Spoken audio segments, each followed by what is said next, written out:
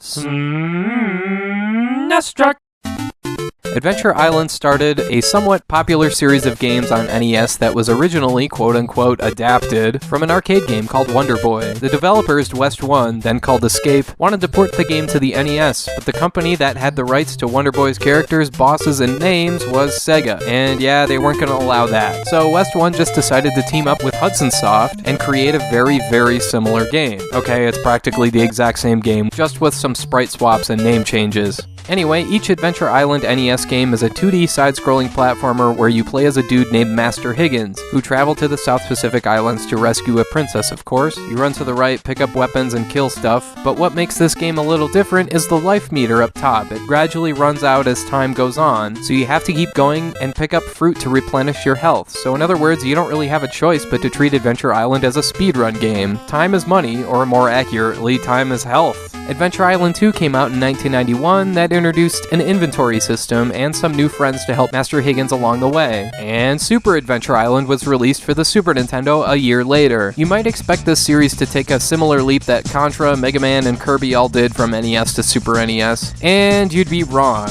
Sure, Super Adventure Island looks great, the visual upgrade here is substantial, and the music is really well done and very listenable, if that makes sense. But I mean, this is the same old Adventure Island stuff. Nothing here has changed from the first game. There's 2 weapons, there's the skateboard power-up, the life meter mechanic is exactly the same, and the game can be finished easily within 30 minutes. What I mean to say is, this game is boring. Really, if you wanted a game that expanded upon the first 2 Adventure Island games, you'd have to roll with Adventure Island 3 for NES, which came out a few months after Super Adventure Island, where there's hidden treasure rooms, surfing mini-games, and a continuation of the stuff introduced in Adventure Island 2. So if anything, it's like Super Adventure Island took a step back in the series. The graphics are a huge improvement, and the music is great, but it's so simple and straightforward. There's just no meat on the bone here, so to speak, or the fruit hasn't ripened yet, or whatever hackneyed analogy you want to shoehorn into there.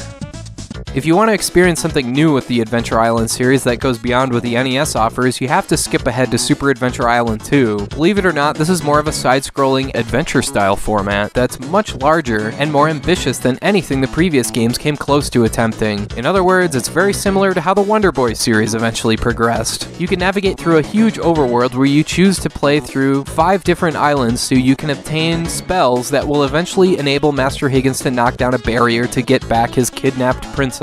Yeah, that's still a thing, whatever. While you're traveling between islands, you can get sucked into these brief side-scrolling sections that are like something straight out of Zelda 2. Each island itself has its own theme, of course, and you can pick up or buy not just weapons, but armor, magic spells, shields, and other stuff. This is a far cry from the NES games, and a welcome change for sure. Super Adventure Island 2 is one of the most unexpectedly fun and deep Super Nintendo games I can remember playing, and not just in the gameplay depth, but the level design is fresh and unpredictable as well. There's quite a bit of replay value here too, since after conquering certain islands, you can always go back and use newfound unlocked items to find more stuff and maybe even explore new areas. There's even a casino in this game where you can bet on monster races. I'm telling you, Super Adventure Island 2 is like Legend of the Mystical Ninja, crossed with Zelda 2, crossed with I'm not even sure what. It's really a pleasant surprise.